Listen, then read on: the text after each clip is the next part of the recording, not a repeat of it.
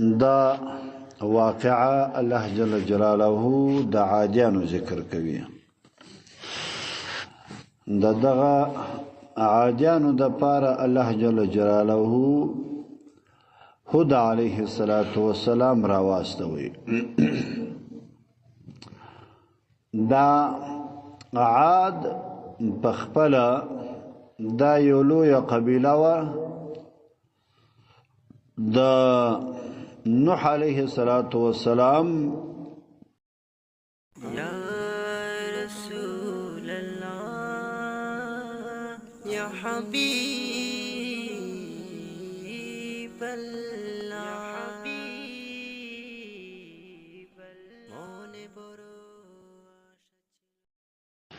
أعوذ بالله من الشيطان الرجيم. بسم الله الرحمن الرحيم. اللهم صل على سيدنا ونبينا وحبيبنا وشفيعنا ومولانا محمد وعلى آله وأصحابه أجمعين. بسم الله الرحمن الرحيم. وإلى عاد أخاهم هودا قال يا قوم اعبدوا الله ما لكم من إله غيره أفلا تتقون. قال الملأ الذين كفروا من قومه إنا لنراك في سفاهة وإنا لنظنك من الكاذبين. قال يا قوم ليس بي سفاهة ولكني رسول من رب العالمين أبلغكم رسالات ربي وأنا لكم ناصح أمين. أوعجبتم أن جاءكم ذكر من ربكم على رجل منكم لينذركم واذكروا إذ جعلكم خلفاء من بعد قوم نوح وزادكم في الخلق بسطة فاذكروا آلاء الله لعلكم تفلحون. صدق الله مولانا العظيم.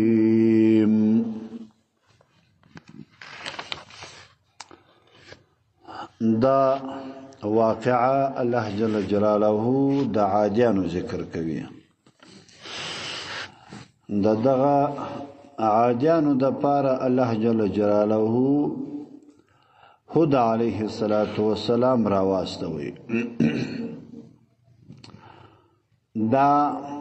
عاد پخپله دا یو لویه قبیله وه د نوح علیه السلام دلمسیانو څخه وه. عاد ابن عوس ابن ارم ابن سام ابن نوح. نو تقریبا دا عادیان په دریمه پیړۍ کې و نوح علیه السلام ته رسېدله. درې پیړۍ په مابینځ کې د عاد او د نوح علیه السلام په مابینځ کې تېرې سوې وې. عاد پخپله دا یو سړی و. دا د دې قبیلې د نیکه نوم هغه عاد و. عاد د عوس زوی و، عوس د ارم زوی و، ارم د سام، سام د نوح علیه السلام زوی و. نو تقریبا څلورمه پیړۍ د نوح علیه السلام څخه ما بعد دا جوړې شي. دې ته عاد اولا ویل کېږي. دا اولنی عاد یا اولنی قوم دا و چې دا نافرمانی د الله جل جلاله دوی شروع کړله. دوی په خپله دغه عادیان دا بت فرسته وه. د بوتانو عبادت یې کاوه. نو تقریبا دوی ډیر وخت د بوتانو عبادت وکړي. بعض علما هغه دا وایي چې تقریبا 140 کاله دغه پیغمبر د دوی چې هود علیه السلام دا په دوی کې وخت تیر کړي. او څوک وایي چې نه 400 کاله عمر الله جل جلاله د تور کړو. یا بل روایت کې وایي چې 480 کاله عمر الله جل جلاله د تور کړو. داود علیه السلام په خپل د دوی د نسب څخه الله جل جلاله پیدا کړ په دې قوم کې. او کله چې دا قوم هلاک شو د هلاکت څخه ما بعد هود علیه السلام بیا وفات شو. نو حضرموت ورته ویل کیږي. حضرموت مکی مکرمه د یمن و طرف ته یا کثیب احمر ورته وایي سور ریگ د مکی مکرمه څخه د باندې د یمن پر طرف باندې حضرموت یا کثیب احمر دا ځای کې د هود علیه السلام قبر مبارک دی. بعض علما دا وایي او بعض علما وایي چې د رکن او د مقام ابراهیم په مابینځ کې رکن یمانی چې ورته ویل کیږي او مقام ابراهیم د دې په مابینځ کې دلته د قبر دی. نو دې کې ننوي انبیا پکښې کې دي. په ننوي انبیاو کې هود علیه السلام هم پکښې کې دي. دا د بعض علماو مسلک دی. دا دغه واقعه چې د علماو ذکر کړی ده. دغه عادیان په خپله چې وه دا په یمن کې اوسېدله. احقاف یو علاقه ده چې دا په مابینځ کې د عمان او د حضرموت په مابینځ کې په دغه ځای کې دغه خلق په دغه ځای کې اوسېدل احقاف چې ورته ویل کېدله. دوی د بوتانو عبادت شروع کړي. عبادت یې کاوه در ډېره وخته پورې او ظلم یې د حد واوښتی. پر انسانانو باندې به ظلمونه ډېر کوله او داسې ظلمونه ناکه به خلک زیرول ناکه خلک به په عذابوله. نو بیا دا و چې الله جل جلاله هود علیه السلام په دوی کې پیدا کړي. هود علیه السلام که څه هم په مالداري او په پیسو په دولت کې کمزوري و، لیکن خو نسب و حسب د هغه اشراف څخه د قوم. نو هود علیه السلام دعوت ورته شروع کی د الله وحدانیت یې راوبولله، د الله جل جلاله و طاعت و عبادت یې رابلله، او دا ورته ویل چې د خلکو سره ظلم مکوئ او ته درواغ مه وایاست او ناکه خلکو ته تکلیف مه رسوئ. دا ورته دا نصیحت یې ورته کوئ. خو دوی د هود علیه السلام خبره نه منله. نو بیا یې څه وکړله؟ نو دوی به دا ویله ولمن اشد منا قوه، تر موږ به هم زورور خلک وي، ځکه دوی په طاقت کې ډېر غټ وه.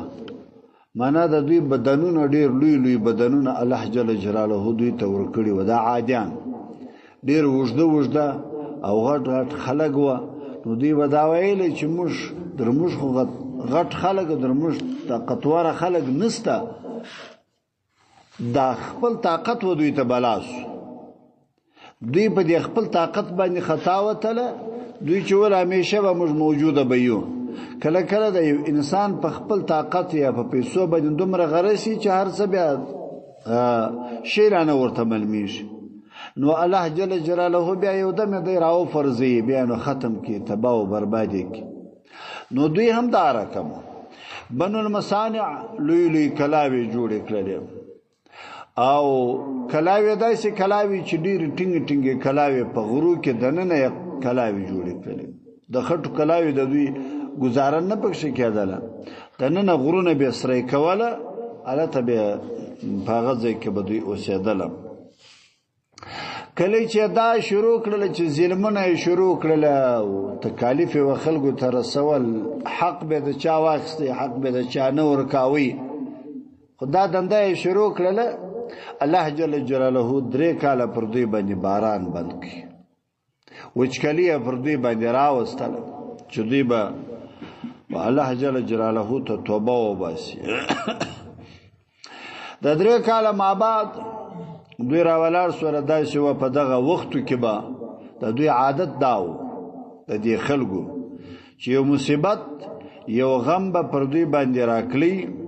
یا برالی نو چې ځان به جن خلاصوي نو به دوی ولاړله مکې مکرمې ته مسلمانان او مشرکان به ټول ولاړله مکې مکرمې ته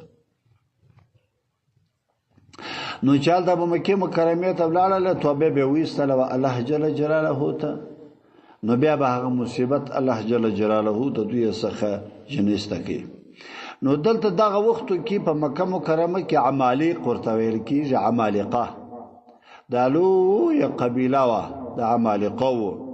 دا هم د اولاد څخه د نوح علیه السلام په مسیانو په کړوسیانو کې دا هم راکړل عمالق یا عمالقه چې ورته ویل کېدل نو دوی رااله مکې مکرمې ته چې رااله په دغه وختو کې مشر د مکې مکرمې معاویه ابن بکر دا نوم دی معاویه ابن بکر دا د مکې مکرمې د عمالقه سردار او مشر و دا د مکې مکرمې مشر هم دی او مور د معاویه چې و هغه هم د دې عادیانو د قوم څخه و هغه هم داسې دغه ښځه وه چې دا خلک به مکې مکرمې ته راکړله نو خدمت به یې کاوی سپین سرې ښځه وه نو خدمتونه به یې ډېر کوله نو دغه خلک چې کله راغلله د احقاف څخه نو دلته په مکه مکرمه کې واړوله د دې خلکو سره د معاویه ابن بکر سره د معاویه او د دوی په مابینځ کې بیا یو څه ورورګلوي هم موجوده و او خیشتوب هم ورسره و دغه د عادیانو قوم دا د دغه مکې مکرمې سردار چې دی دا بیا خسرګنی هم و نو بیا چې خسرګنی هم سی یا اخشان سی او بیا مسافر راشي نو بیا خو دی ډیر خدمت کاوی اسی هم د مکې مکرمې وته چې به خلک راکړل دوی به خدمتونه کوله نو خدمت ور شروع کی د دغه مکې مکرمې او د عادیانو په مابینځ کې چې دا کوم لار منزل دی د یوې میاشتې لاره ده پوره یوه میاشت دا تګ په مابینځ کې دوی چې ځي و راځي نو دوی راغلله نو معاویه ابن بکر چې دی هغه بس من مستیا ورته تیاره کړ ډوډۍ ورته تیاروله شراب او کباب په هغه وخت کې خدا شراب عام و نو بیا دغه معاویه ابن بکر یو دوی دانیه منځیانی بیا دی به غزلې هم ورته ویلې نو تقریبا دوی چې راغلله هغه را استولې د دې دپاره و چې تاسو لاړ شئ مکې مکرمې ته هلته به تاسو توبه وباسئ او بیا به خواست وکړي د باران وچکلي دوی دلته پر نشو پر تماشو باندې واوښتله دوی پر شرابو پر کبابو پر غزلو باندې واوښتل خپل غزلې د مسار و ماښام منځیانې ورته رخصیږي غزلې ورته وایي شراب موتي کباب موتي که نه آیا په کیسه کې لا نه دی چې کاکا تاسې د لوږې مړی یاست که ژوندي یاست دوی خپل هغه د ماړه دي په شرابو باندې په خپلو میلو باندې یوه میاشت پرس وله یوه میاشت چې پرس ول د میاشتې مابعد دا د مکې مکرمې مشر اوس د شرمه څخه ورته ویل هم نشي چې ته څنګه شرم نه لرئ چې یوه میاشت کېږي راباندې ناست یاست او لږ هم نایاست دوه درې و پنځه د دغو پر چنول د بل پر کور مو شل نه سوار لا نه دي نو دوی د بل پر کور باندې ناست و د بل د کوره ورته راکړله نو د بل د کوره چې ورته راځي نو خامخا نو دوی دوې درې شپې زیاتې باره د سړي څخه کول کېږي او چې کله ستا و کور ته راشي بیا نو وایي هره کشکې نشي تللی وایي ځان خلاص کړه په یوه بانه و په بل نن دلته کار لرم نه هلته کار لرم نه نو یوه میاشت چې دوی دلته تېره کړله اوس دا اریان دي چې اوس څه په وکړي پسې اخیستلی هم نشي ځکه د خواخشانې دي خو سرګني یې ده بیا خو نو سبا چې دی هلته ورسي زومګاړی خو نو چې هلته ورسي خو نو بیا نه خرز نه ورته حلالېږي نه بیا پخوا بیا خاګینه ورته جوړول هګۍ به ورته ماتولې که نه او سربیره به پخوا بیا دا برپ راچوله پو دا بیا بله کم خوږه وه مالګه خو څه کوي مالګه بیا نه وه تریو بیا نه خوږ به کوي نو داسې خوند به کوي چې ول بره پر خاګینه باندې ورته واچول بله کم خوند به کوي یا بیا ول سور خرز ورته حلال کړي زوم که نه بیا به نو زوم پر برېتو باندې لاس تېروي چې په خدای دا دی ورځ مخسر یا خواش داسې زما دپاره مېلمستیا کول نو دا خو اوس زمګاړی هم نه دی مړی اوس دا خلکو ته څه ویلی هم نشي او یوه میاشت په تکلیف باندې یوه میاشت خو نو چا رقم چې ډېر وخت یې ډېره زمانه ده اخر کې یو چا ورته ویلم ول داسې وکړه زه به یې چم در وښیم یو شعر دی دا شعر و د منځیانو ته په خوله باندې ورکه هغه چې خو د شپې منځیانې ټوله شپه ورته غزلې وایي دا شعر دی هم ورته وایي چې پیغور دې ورکړي چې ته د چي دپاره راغلي یاست چا راوستلي یاست او د څنګه هغه وړونه مو هلته د لوږې مړه سوله ته دلته پر شراب او پر کباب باندې تاسو اخته یاست نو ماښام چې څو ماښام امینځیانو غزلې ورته شروع کړلې دغه پیغور یې دوی ته ورکول نه ما سپینږیري په یاد دي نه ما کوشنیان په یاد دي نه ما مندې په یاد دي نه مو هغه ښځې په یاد دي نه مو هغه کلي په یاد دي ته یې دلته پر شراب او پر کباب اوښتي یاست هېڅ د بل پر کور باندې ناست یاست خوري وچښي یې سر نه خلاصوئ دوی هم یو د بله چې سره وکتل یې څه سره شرمېږه یې اوس سره وشرمېدلو نو پوره میاشت ول یاره نو بس نو ځو نو دا و چې بیا ولدرځئ و حرم شریف ته و حرم شریف ته به ولاړ سو هلته به توبې وباسو نو بیا به د الله جل جلاله څخه خواست باران وکړو دې وختو کې مرصد ابن مسعود ابن عفیر دا په پټه مسلمان و ښکاره یې تر اوسه پورې اسلام لا نه و ښکاره کړی دا مرصد راغلی و دوی ته وویله و دې خپلو خلکو ته ویل والله لا تسقون بدعائکم ستاسو په دعا خو والله کستی کلی وبسي از موږ وخت دلته چې موږ ته استسقا وکړ په یاد مې دي استسقا نسل یو عذاب کله یې ګرده په شایي وي کس برابر خلکو ما ته ویل ول مولوي صاحب دا تاسو دعا وکولې دا دعا وکړه ولا هغه پر بل باندې را باندې واوښت زموږ په دعا باندې الله اوس ولاګه باکلک زموږ دعا کې د پسخان ورته ښکاري ولې خو موږ په خپل برابر نه یو الله ته نو دی اوس ورته وایي والله لا تسقون بدعائکم ستاسو په دعا باندې ولاګه دا کلی وبسي که وبېدی نو داسې به وبېږي چې یو مخ به وړي ګرده کلی به ګرده په شا باندې وړي نو ول څنګه وکړو ولكن ولئن اطعتم نبيكم كتاسو د خپل نبی اطاعت وکړي وتوبتم الى ربكم تاسو توبه وباسي والله ته نو سقيتم تاسو به الله جل جلاله وبکي دا ګور زموږ د پاره یو ډېره لویه د نصیحت خبره ده چې په دعا او په ژړا او په دې باندې نه د الله د پیغمبر اطاعت کوره وکړه د الله د پیغمبر اطاعت توبه وباسه الله جل جلاله ته چې توبه دې نه ایستلې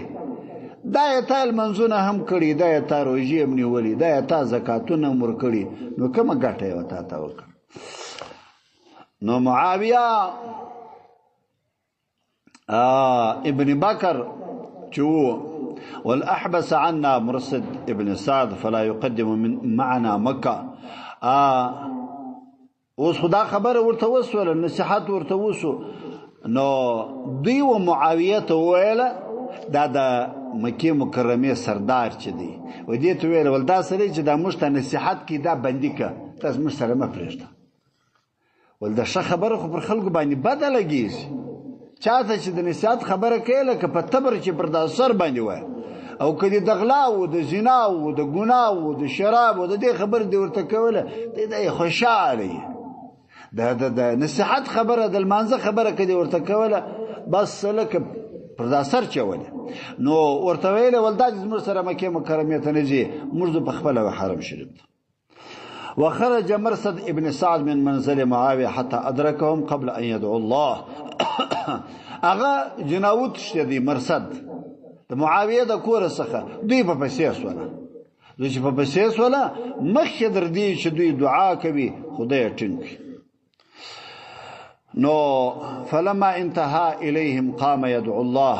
ووفد عاد يدعون نو بیا داوي چې دعا یې سره شروع کړله دی هم ورسره دی په دې دعا کې فقال اللهم اعتني سؤالي وحدي ولا تدخلني في شيء مما يدعوك به وفد عاد وليا الله زما يواجه دعاء را قبولك دا مرثد وای دا مسلمان وای یا الله زما دعا یوازې قبول کړه تو زما سره په دې دعا کې مشرک وا ولا تدخلني في شيء مما يدعوك تو چې کوم دعا کوي ما او دوی مسره غړوا تو چې د کوم شي دعا کوي هغه د دوی کار دی خو زه دوی وشتین کړم زه وسنی ولم یو ځای کړم خو دعا د کوي په غړه باندې نو یا الله زه چې کوم دعا کوم هغه دعا زما قبول کړه دوی زما سره په دې دعا کې مشرک و دوی چار څه دعا کوي هغه د دوی کار نو دعا وسوله دعا چې وسوله نو قیل ابن عنز رأس وفد عاد دا قیل بیا چې و د عادیانو مشر و دا چې کوم مکه مکرمه ته د دعا د پاره دوی را استولې دي دا بیا قیل ابن عنز نومیږي دا هم په دغه مجلس کې ورسره یا په دې دعا کې دا هم ورسره دي هغه بیا وایي اللهم اعطي قیل ما سألك واجعل سؤلنا مع سؤله هغه بیا دعا کوي ولیا الله راکه و مشتا هغه چې دې ستاسو سوال کوي او وجعل سؤلنا مع سواله دا زموږ سوال د سره یو ځای هغه یو وایي زما موږ مسره ګډوا دې بیا وایي چې موږ سره ګډ کا نو خو یو د بل په مقابل کې د سره یو بت پرست دی یو مسلمان دی نو خدا دوا هر یو ځان ته دعا کوي خود دوی په مابینس کې دغه دعاوي سره مختلفې سوالې نو الله جل جلاله په دغه وخت کې اوس په دوی باندې امتحان کوي نو وایي ویا دغه د دوی په مابینس کې چې کله اختلاف سره رالی قمان ابن عاد دار ولارس دا بیا سردار د دې قوم ويلي اللهم إني جئتك وحدي في حاجتي فاتني سؤلي واسأل الله طول العمر فعمر عمرو 7 أنصر وقال قيل ابن عنز حين دعا يا إلهنا وس ديش اختلاف رالي د مسلمانانو یا د مسلمان او د کفارو په مابینس کې وای یا الله کچیر هود علیه الصلاة والسلام صادق وي نو فاسقنا فإنا قد أهلكنا ولیا الله که هود علیه السلام صادقی نو موږ وبکا مرچی هغه و هلاکت ته رسیدلی د قیل ابن عنز چې دا د مرشد ابن مسعود د مسلمان سره چې کوم په دعوه کې ور سره دی یا په مقابل کې ور سره دی دا وایي نو چې کله دا دعا وکړه نو دعا یې داسې وکړل ان کان هودا صادقا یا الله که چیرې هودا علیه السلام صادق وي نو فاسقنا موږ اوبکه فانا قد اهلکنا موږ چې یو هغه هلاک سوي یو داسې دا دعا وکړله الله جل جلاله 3 ورځې ورته راواستولې 3 قسمه ورځې یو چې هغه سپینه ورځ وه تک سپینه ښایسته ورځ وه دا ورلراله وحمراء بل تک سره ورځ وه وسوداء بل توره ورځ وه دا 3 قسمه ورځې ورلراله سپینه سره توره دا 3 ورځې ورلراله چې ورته راله دوی ورته ګوري دا 3 سره ورځې ویني بیا د دې ورځې څخه غږ پر وسو ثم ناداه مناد من سحاب د دې ورځې څخه یو چا غږ پر وکي یا قیل و دې قیل توای قیل ابن عانس توای وي اختر لنفسك ولقومك من هذا السحاب وإذا ځان د پاره او د قوم د پاره خوشک یو دانه ورځ چې کوم ورځ غواړي تا او ستا قوم ته به وبدرک دی ورتوای فقال قيل چې اخترت السحابه السوداء ورزدا تور ورس چې د دازه خوشومه ځکه په انها اکثر السحاب ماء دا تک تور ورس چې دا غړيري اوبلري په دې کې ډيري اوبوي فناداه مناد اخترت رمادن یو आवाज ورلرالي په دې ورځ کې ولتا چې دی هغه ریګ خوش کې ریګ معنا خاورې دي خوش کړلې دا تور ورځ دا تاسو د پاره ریګ دی او دا دی چې لا يبقي من آل عاد احد هیڅ څوک به د عاده د قوم څخه هیڅ څوک بل نه پاتېږي ټول به په دغه باد یا په دې ورځ باندې به ټول هلاکیږي وساق الله الصحابه السوداء او دا الله جل جلاله دا تور ورځ روانه کړله لاړه و دې عاجانو ته ورسېدله نو دغه ورځ و چې الله جل جلاله وچ بعد د دې ورځ څخه پیدا کی ریح العقیم هغه باد و چې هغه وچ باد و یو باد یا هغه د شګو چې شګې پاشلې ریګې پاشي داسې باد و نو ورځې اتش په 7 ليال و 8 ايام و شپې اته ورځې دا په دغه باد پر دوی باندې وچلې دي نو چې دغه باد وچلې دي ټول قوم چې هغه هلاکي هیڅوک به پرې شي نه دي یو هم نه دی پاتې سوی او دوی بیا داسې و دوی به پټېدله بعض اوقاتو کې دوی داسې و چې درځنګنو پورې لوی کډې کښلې وه په دې کډو کې به ننوتله په دې کډو کې به ځان واچوي لوی غارونه و په دې غار کې به ځان واچوي چې بیا به مې دا باد نسی پورته کولی یا به داسې و چې دا غره په غار باندې مننوتی چې ول دا باد ماته تکلیف نسی را رسولی لیکن خدا باد به داسې و چې دی به پورته کی په هوا باندې په هوا چې به پورته کی بله دا وه چې کله به دوی سره پورته کړل 2 نفره هلته به سره وجنګوله دا 2 نفره به هلته سره وجنګول په دې هوا کې د اخواسه به هلته زړونه سره وچودله د غیبره شوسوله بعد چې په دې غارو باندې ورننوتی د خپل ته پټو دا بعد به د شاده خدای په پسیس و دروازې ته به برابر کې چې دا پر دروازې به برابر سو د سرپ په سو د باندې به وغورځوي او ته به پروتو الله جل جلاله فرمایي چې ګوریز ما د عذاب څخه مغافله کیږي په هر قسم کې زه عذاب در باندې راوستي سمه دا داسې قوم چې هغه ویلې ول درموږ طاقتور نسته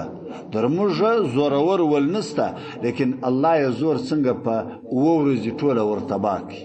دی شی پراوستي چې دوی وسم نه پرسیږي وس باد دی باد خو نیواله هم نشي درکم ځای باد نسی چې وس باد که دروازه باس که بام دی بام پورته کوي که په غار جننم زی و غار تعالی ته پسې درځي لیکن خو یو زیم ځان سجن خلاصولی دا د الله قهر او د الله عذاب خدا زموږ د پاره یو ډیر لوی نصیحت دی چې موږ باید د الله او د الله د پیغمبر خبره باید موږ ومنو د قومو ته چې الله عذابونه راوستله په ناکه باندې الله عذابونه نه دي ورته راوستي هم په دې وجه باندې چې د خپل پیغمبر خبره به نه منله آسماني کتاب خبره به نه منله او موږ هم کله کله داسې یو سوچ را پکښې پیدا شي طاقت ته وګورو زموږ قوت ته چې موږ وګورو چې یاره داسې پوج لرم او داسې طاقت لرم او داسې ټانګ لرم او داسې تیارې لرم او دوی پیسې لرم او خلک مې داسې راڅخه بیریږي لیکن الله یې بیا د تباهي ورځې ورته شماري چې ورځ د تباهي دې را روانه ده بیا الله تباه کوي بیا نه پرېږدي چې هر څومره لوی طاقت وي در الله لوی طاقت ستا که نه ستا وایي الله جل جلاله ورته ګوري وإلى عاد الله جل جلاله فرمای ما راواستوي وعادانو ته اخاهم ورور د دوی په نسب کې د دوی ورورو هود علیه السلام ورته راواستوي قال ورته ویل یا قومي قوم ازما اعبدوا الله تاسو د الله جل جلاله عبادت وکي د الله وحدانیت ومني ما نستلکم سست پار من اله غیره بل خدای نستا بل رب نستا افلا تتقون تاسو ولید الله جل جلاله د عذاب نه بیریږي قال ويلا الملأ اغا اشراف د قوم ويلا الذين اغا کسان کفروا چاغو کفر کړي ومن قومه د قوم څخه د هود علی السلام والإنا مرشيو لخامخا نراك مشتاوين في سفاهة فبعقلك مشتاوين نعوذ بالله مشتسب عقل شكاري وإنا مرشيو لنظنك خامخا پرتابني گمان كو من الكاذبين د درواغو پرتا باندې د درواغ اوس دا په خپل نصر لګیږي یو سړی چې ګوره بیا عقل وي نو بیا عقل بیا درواغ ویلی شي نو بیا عقل خو درواغ نه شي ویلی ځکه د بیا عقل خبره هغه ګسري کې پر ځای نه وي نو درواغ خو څه کوي نو بیا ته څنګه دا وایي چې خپل دوی په خپل خپل ورته وایي یا ته بیا عقل یا درواغ وایي دا خو نه دی و ان لنظنکم پرتا باندې ګمان دی د درواغجن یو رقم خبره به ورته کول بیا به بلکم خو دویم نسو سره برابر والی قال دو ورته ویل هود علی السلام یا قوم قوم ازما ليس نستبي فما کی صفات بعقل نستا ولكن يزچيم رسول ز رسول یما من رب العالمين د الله جل جلاله لطرفا وبلغكم رسيدل کوم رسالات د احکام ربي د رب زما چې کوم احکام الله جل جلاله ما ترا کړی دي وانا ذچیم لكم استاسو د پار ناصحون ز نصیحت کوون کيم امین ز پدغه کې امانتدار یم چې الله و ما ته کوم نبوت را کړی دي دي کې زه درواغ نه وایم دي کې زما خبره وې د درواغونه ده او عجبتم آیاتاسو په تعجب کیاست ان جاءکم چراس و تاسو ته ذکر یو ذکر راس من ربکم د الله جل جلاله لطرف على رجل پر یو سړي باندې منکم تاسو څخه لینذرکم چې تاسو به روي ای خلکو تاسو ولی تعجب کوي ودیتا واذکروا او تاسو یادوي هداغه وخت جعلکم چې تاسو یو ګرځولاس خلفاء تاسو یې خلیفانو ګرځولاست خلیفګان یو ګرځولاست من بعد ورست قوم نوح نوح علی السلام قوم چولاړي دغه بعد الله جل جلاله و تاسو تبع د دنیا ژوند و تاسو ته پلاس درکې دا ول نه پیادوي ګوري تاسو مستاسم الله جل جلاله فرمایي مثلا زموږ درمخه پر دمزه کې باندې وی څوک و معنا بچی د چاوه کنه معنا یو درې سلور کال درمخه بچی د امریکایان و وس الله تاسو پر دمزه کې باندې خلیفګان وګرځول اس امریکای به شواست کنه نو الله ومشتوي چې ګوره د الله اطاعت کوي کله نه کوي بیا به الله وې د عذاب در بندرا ولم لکه امریکا چې در بندرا واست د امریکا درمخه روس و او روسیان چې ولاړه الله جل جلاله دا واک اختیار د دمځکې د علاقې او د مسلمانانو ته په لاس ورکړي چې کله مسلمانان خراب سوله الله بل عذاب راوست وسم الله ومشت دا وي که خراب سولاست بل عذاب در باندې راول که بیا خراب سولاست بل عذاب در باندې راول وزادکم وتاست زیادت کوي الله جل جلاله فی الخلق پدې خلق بسطتن پر اخوال الله وتعالى راولي کتاسو د الله خبره و منله منا تاسو کې به الله جل جلاله وجد عمر راولي منا دا ریاست او امارت او دا استقامت د دین دا به در ډیره وخت پورې بیا کچیر تاسو د الله پر دین باندې قائم واست او یا داسې دی الله جل جلاله به پتاسو کې قوت راولي قوت به الله راولي تاسو به کشنی پالټي یاست لیکن دنیا به بیا تاسو څخه بیریږي که تاسو د الله څخه بیریدلاست او که د الله څخه نه بیریدلاست بیا چې هر څونه یاست بیا تاسو په کیسه کې به څوک نه وي فذكروا تاسو ذکر کوي اعلی الله دا نعمتو د الله جل جلاله لعلکم بتاکید سره تفلحون تاسو به الله جل جلاله کامیاب کی قالوا دی قوم ورتوی لول اجئتنا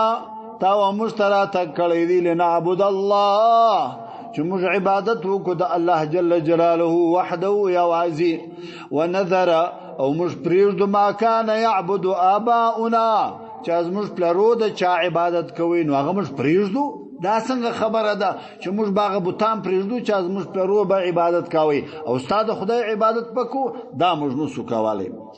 فاتنا تراتک وک بما تعدنا کم چې تزمر سره وعده د عذاب کوي راولاغه ان كنت کچیرته من الصادقین کچیرته په خپل خبره کې رښتیا ګویا نو راول عذاب کم دی هادي الله عذاب راوستي لیکن خو بیا منع کوي نص قال خذ عليه الصلاة والسلام ارتويل والوقع قد وقع خام خاب واقع کیږي علیکم پر تاسو باندې رجس عذاب وغضب او د الله جل جلاله غضب و انتقام برازي اتجادلونني ايات تاسو ما سره دلائل وایس په اسماء فاغنمانو کې سمیتموها چې هغه الله جل جلاله تاسو مازی منصوبوي چې تاسو مازی مسما کړي الها تاسو بولی نعوذ بالله خدایان تاسو بولی په دې کې تاسو ما سره دلایل وایست انتم تاسی و آباؤکم تاسو پلرو مازینم د خدایانو پرېښ دي لیکن په اصل کې دا خدایان نه دي خدای یو رب دی کنه د الله ما سوا بل خدای ستا ما نزل الله ندی نازل کړي الله جل جلاله بها فدغه خدایانو باندې من سلطان اس دلیل منستا فانتظروا ای خلقو تاسو انتظار وکي د الله و عذاب ته ان یزچ معکم تاسو سره من المنتظرین زهم انتظار کوون کيامه معنا دا دی چې ما پلاس کې د الله عذاب نه دی کني دا وخت به ملاد رب دی ویرا واستلې وای فانجیناه الله جل جلاله فرمای چې ما هود علی السلام خلاص کی والذین کسان معه چې د هود علی السلام سره و برحمت منا دا زموږ پر رحمت باندې موږ خلاص کړل وقطعنا موږ پریکی دا بیره بیخ الذين دا کسانو کذبوا بآیاتنا چې دوی تکذیب کړي و زموږ په آیاتو باندې معنا د دوی بیخکنی مو وکړل یو مخ مو د دوی قوم کسر کې هلاک ختم وکړي وما كانوا نو دوی مؤمنین دوی ایمان راوړونکي نو په دې وجه باندې مشټول هلاک کړل وما علينا الا الله الحمد لله رب العالمين والصلاة والسلام على خير خلقه محمد وآله وصحبه اللهم ربنا تقبل منا إنك أنت السميع العليم وتب علينا إنك أنت التواب رب اجعلني مقيم الصلاة ومن ذريتي ربنا وتقبل دعاء ربنا اغفر لي ولوالدي وللمؤمنين وصلى الله تعالى على خير خلقه محمد وآله وصحبه